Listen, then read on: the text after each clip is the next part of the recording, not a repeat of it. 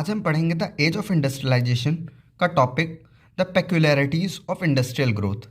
European agencies were interested in certain kind of product like tea coffee. जो European agencies थी, European companies थे, वो India के काफ़ी सारे प्रोडक्ट्स में इंटरेस्टेड थी। ब्रिटेन की कंपनीज इंडिया के टी और कॉफ़ी जैसे कई और प्रोडक्ट में इंटरेस्टेड थी।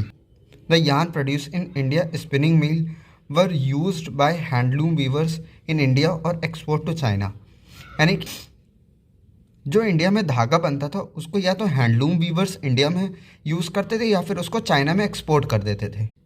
Bye the first decade in 20th century as Swadeshi movement start, जैसे ही जो 20th सेंचुरी स्टार्ट हुई तो स्वदेशी मूवमेंट पूरे इंडिया में स्टार्ट हो गया, जिसकी वजह से ट्रेड में काफ़ी सारे चेंजेस आए, जैसे कि nationalist mobiles people to boycott foreign clothes.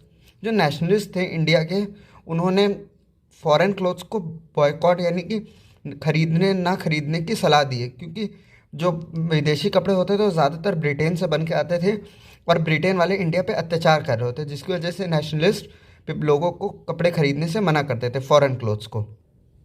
From 1906 the export of Indian yarn to China declined since the produce from Chinese and Japanese mills flooded Chinese market। यानी कि 1906 में जब इंडियन यार्न जो कि चाइना में पहले के टाइम पे एक्सपोर्ट किया जाता था वो धीरे धीरे कम होना शुरू हो गया।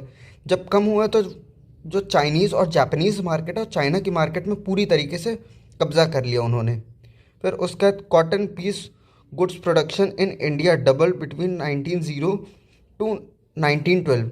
जो कॉटन का प्रोडक्शन है, कॉटन पीस कपड़ों का प्रोडक्शन है, वो इंडिया में लगभग सिर्फ उसे 12 साल में लगभग डबल हो चुका था।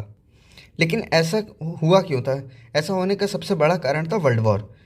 इन first world war Britain mills were busy for the war production to meet the needs of army. Manchester import in India declined. जो ब्रिटेन की मील थी, मैनचेस्टर सिटी, वो इंडिया में अब इंपोर्ट कम कर रही थी, क्योंकि जितनी भी ब्रिटेन की मील थी अब वो पूरा का पूरा काम वॉर प्रोडक्शन के लिए कर रही थी, ताकि ब्रिटेन वॉर इजीली जीत जाए, जिसकी वजह से उनका ध्यान इंडिया या फिर दूसरे कंट्रीज़ में एक्सपोर्ट करने में ना हो के पूरा वॉर के लिए प्रोडक्शन कर रहे थे। As war prolonged Indian factories were called upon to supply war needs, jute bag, clothes for uniform, leather boots etcetera. जैसे जैसे युद्ध बढ़ता चला गया, इंडियन फैक्ट्रीज़ को भी काम मिलना शुरू हो गया। उनका काम यह था कि जितना भी सामान इंडिया में बनता था, जैसे कि जूट के बैग्स, क्लोथ्स यूनिफॉर्म के लिए, और लेदर, जितना भी ये सब सामान होता था वो ब्रिटेन आर्मी को बनाकर दे। तो अब इससे हुआ ये, the new factories were set up and old were run multiple shift. Small scale industries grew steadily after the world war. यानी कि जो इंडस्ट्रीज़ थी वो धीरे धीरे ग्रोथ करती जा रही थी वॉर के बाद भी। Most of them about 67% in 1911 are set up in Bengal and Bombay. ज़्यादातर अराउंड 67% इंडस्ट्रीज़ 1911 में बंगाल और बॉम्बे में सेटअप थी। हैंडीक्राफ्ट प्रोडक्शन एक्चुअली एक्सपेंडेड इन 20th सेंचुरी। लेकिन जो हैंडीक्राफ्ट का प्रोडक्शन था इंडिया में पूरी तरीके से 20th सेंचुरी में एक्सपैंड हुआ था। In 20th century the handloom production expanded steadily about triple between 1900 to 1940। यानी कि 20th सेंचुरी में जो हैंडलूम का प्रोडक्शन था वो बहुत ही ज़्यादा एक्सपेंड हुआ था, तकरीबन 3 गुना हो गया था 1900 से 1940 तक। Boom in handicraft is due to technological changes, it helps them to improve production. जो हैंडीक्राफ्ट प्रोडक्शन काफ़ी ज़्यादा बूम हुआ था इंडिया में, उसके पीछे जो सबसे बड़ा रीज़न था वो था टेक्नोलॉजी का चेंज होना। यानी कि पहले से बेहतर टेक्नोलॉजी आई थी, जिसकी वजह से प्रोडक्शन पहले से अच्छा होने लगा था।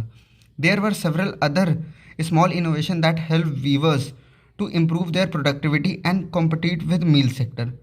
जो कई और ऐसे इन्वेंशंस थे छोटे छोटे जिन्होंने वीवर्स की प्रोडक्टिविटी को इम्प्रूव किया ताकि वो मील सेक्टर से कम्पिटिट कर पाएँ।